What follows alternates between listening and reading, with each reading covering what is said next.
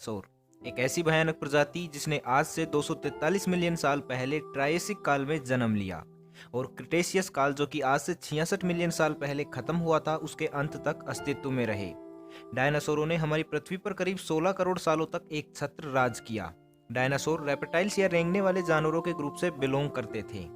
Dinosaur शब्द का प्रयोग सबसे पहले 1842 में सर रिचर्ड ओवन के द्वारा किया गया, जिसका शाब्दिक अर्थ होता है एक भयानक छिपकली।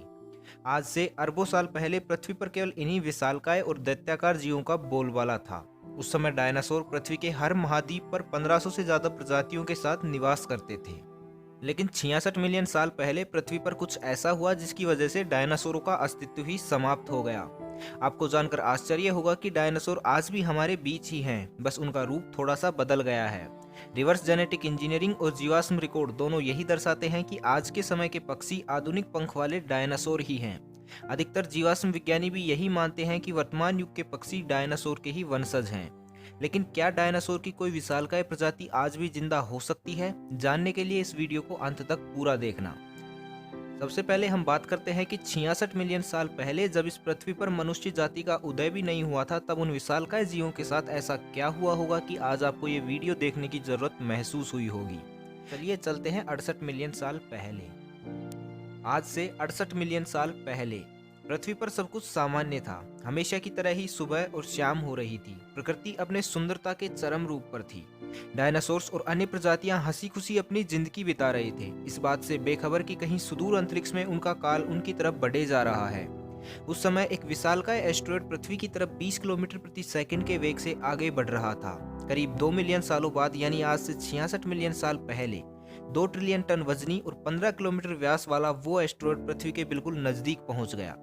कुछ ही समय में वो एस्टेरॉयड पृथ्वी के वातावरण में प्रवेश कर गया। पृथ्वी के वातावरण में प्रवेश करते ही एस्टेरॉयड वायुमंडलीय फोर्स के कारण आग का गोला बन गया। उसे देखकर ऐसा लग रहा था जैसे किसी दूसरी गैलेक्सी का सूरज हमारी पृथ्वी पर उतर आया हो। एस्टेरॉयड के पृथ्वी की सरफेस तक पहुंचते पहुंचते वायुमंडलीय फोर्स के कारण इसका डायमीटर 10 किलोमीटर तक रह गया। कुछ ही पलों में ये आग का धधकता हुआ गोला पृथ्वी की सरफेस से टकरा गया। जैसे ही ये एस्टेरॉयड पृथ्वी से टकराया तो उस स्थान से 300,000 क्यूबिक किलोमीटर अर्थ क्रस्ट तेजी से उछटकर स्पेस की ओर चला गया। इधर जमीन पर टक्कर की वजह से महाविस्फोट की स्थिति पैदा हो गई। ये टक्कर इतनी भयानक थी कि इसके 800 किलोमीटर के दायरे में तापमान 3000 डिग्री सेल्सियस तक पहुंच गया और 800 किलोमीटर के वृत्ताकार घेरे में आने वाला प्रत्येक जीव इससे निकलने वाली गर्मी और रेडिएशन के कारण तुरंत मर गया। ये टक्कर हिरोशिमा और नागासाकी पर हुए परमाणु बम विस्फोट से अरबों गुना ज्यादा शक्तिशाली थी।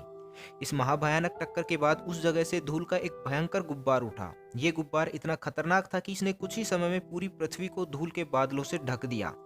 इन बादलों की परत इतनी मोटी थी कि इनको पार करके सूरज की रोशनी भी पृथ्वी तक नहीं पहुंच पा रही थी। लेकिन ये तो बस एक शुरुआत थी उस महाविनाश की जो आने वाले कुछ सालों में होने वाला था। एस्टेरॉयड के पृथ्वी से टकराने की वजह से पृथ्वी के सेंटर में एक भयंकर कंपन पैदा हुआ और अगले कुछ ही पलों में इस कंपन ने एक उच्च तीव्रता वाले भूकंप का रूप ले लिया। इस भूकंप की वजह से समुद्री इलाकों में उठने वाली ऊंची ऊंची सुनामी लहरों ने पृथ्वी पर जल तांडव करना शुरू कर दिया। इस महाभयानक टक्कर के कुछ समय बाद आसमान से एक बार फिर से आफत बरसने लगी, क्योंकि टक्कर के समय पृथ्वी के जो हिस्से स्पेस में गए थे वो वापस पृथ्वी पर एक आग के गोले की तरह बरसने लगे और दोबारा से एक महाभयंकर विनाश लीला की शुरुआत की। पृथ्वी के ऊपर से बादलों की परत ना हटने की वजह से तापमान भी 150 डिग्री सेल्सियस तक पहुंच गया। सूर्य का प्रकाश ना मिलने की वजह से धीरे धीरे धरती के सभी इलाकों के पेड़ पौधे मुरझाकर सूखने लगे। ऐसे में शाकाहारी डायनासोर और अन्य शाकाहारी प्रजातियों ने भोजन के अभाव में दम तोड़ दिया। अब बारी थी मांसाहारियों की। शाकाहारी प्रजातियों के खत्म होने के बाद डायनासोरों के सामने भोजन की कमी एक विकराल समस्या के रूप में खड़ी थी। भूख से निजात पाने के लिए डायनासोर के एक समूह ने दूसरे समूह पर हमला करना शुरू कर दिया। जो ज्यादा ताकतवर होता वो दूसरे को मारकर खा जाता। करीब 1 साल बाद डायनासोरों की 70 से 80% प्रजातियां खाने और पानी के अभाव में विलुप्त हो गई। बाकी बचे हुए 20% डायनासोर भी अपना अस्तित्व बचाने के लिए एक दूसरे को अपना शिकार बनाने लगे और कुछ ही समय में डायनासोर पूरी तरह से विलुप्त हो गए। लेकिन इस समय भी एक प्रजाति ऐसी थी जिसने अपने आप को इन सब हमलों और प्राकृतिक आपदाओं से बचा लिया, और वो थे मैमल्स। उस समय के छोटे छोटे जीव जो डायनासोरों से बचने के लिए जमीन के अंदर बिल बनाकर रहते थे, और यही मैमल्स आगे चलकर नई प्रजातियों के उद्भव का कारण बनने वाले थे। जिस समय एस्टेरॉयड पृथ्वी से टकराकर अपनी विनाश लीला रच रहा था, उस समय इन मैमल्स ने अपने आप को बिलों में छुपाकर उस विनाश लीला से बचा लिया। धीरे धीरे पृथ्वी पर खाने की कमी होती गई तो इन मैमल्स ने जो कुछ भी मिला उसी को खाना शुरू कर दिया। जैसे जैसे समय बीतता गया, पृथ्वी के ऊपर से बादलों की परत हटती गई। एक बार फिर से सूरज की रोशनी ने धरती को स्पर्श किया। एक बार फिर से वसंत ऋतु आई और एक बार फिर से प्रकृति ने अपना सुंदरतम रूप दिखाया।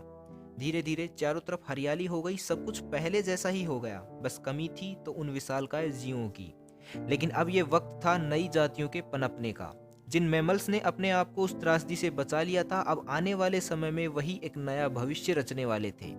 जैसे जैसे समय बीतता गया, विभिन्न प्रजातियां अपने आप को विकसित करती गई और इसी समय चक्र में एक नई जाति ने जन्म लिया जो आज भी इस पृथ्वी पर राज कर रही है। कुछ विद्वान डायनासोरों के अंत का कारण उल्का पिंड को ना मानकर बड़े पैमाने पर लावा के विस्फोट को भी मानते हैं। डायनासोरों के अंत वाली उल्का पिंड थ्योरी भी कुछ साक्ष्यों और डायनासोरों के जीवाश्म से मिले कुछ तथ्यों के आधार पर ही दी गई है। लेकिन ये थ्योरी उसी तरह से सर्वमान्य थ्योरी है जिस तरह से ब्रह्मांड का निर्माण बिग बैंग थ्योरी के अनुसार हुआ मानते हैं। लेकिन किसे पता कि बिग बैंग थ्योरी सही भी है या नहीं। खैर, ये एक चर्चा का विषय है जिस पर हम भविष्य में चर्चा अवश्य करेंगे। लेकिन इस वीडियो को देखने के बाद एक सवाल जो अब भी आपके मन में बार बार आ रहा होगा वो ये है कि क्या उन विशालकाय डायनासोरों की कोई प्रजाति अब भी जिंदा हो सकती है? तो इस सवाल का जवाब है हाँ। आज भले ही साइंस ने इतनी तरक्की कर ली है कि वो स्पेस एक्सप्लोरेशन के क्षेत्र में नए नए इतिहास रच रहा है, लेकिन एक कड़वी हकीकत ये भी है कि आज भी हम अपनी पृथ्वी को पूरी तरह से नहीं जान पाए। आज भी हमारी पृथ्वी पर सैकड़ों हजारों ऐसे स्थान हैं जो अब भी इंसानों की पहुंच से कोसों दूर है। कुछ तो ऐसे रहस्यमयी स्थान भी हैं जिनके बारे में साइंस जानता तक भी नहीं है। ऐसे में हो सकता है कि उस युग के डायनासोर्स की कोई प्रजाति बड़े आराम से अब भी उन रहस्यमयी स्थानों पर विचरण कर रही हो, क्योंकि इस बात का इतिहास गवाह है कि बहुत सी विशालकाय प्रजातियों को साइंस ने विलुप्त घोषित कर दिया था, लेकिन वो प्रजातियां देर से ही सही लेकिन एक बार फिर से लोगों के सामने आई। अफ्रीका के विशाल घने जंगलों में रहने वाले आदिवासियों ने भी समय समय पर उन जंगलों में डायनासोर्स की तरह ही दिखने वाले विशाल और भयानक जानवर देखने का दावा किया है। इसलिए हो सकता है कि आज भी कहीं किसी आइलैंड पर या किसी घने जंगल में कोई डायनासोर्स का बच्चा उछल कूद कर रहा हो। कुछ लोग कह सकते हैं कि ये सब मात्र एक कल्पनाएं हैं, लेकिन आज से कुछ साल पहले ब्लैक होल भी तो एक कल्पना ही थी और आज समय यात्रा या टाइम ट्रेवल भी एक कल्पना ही है।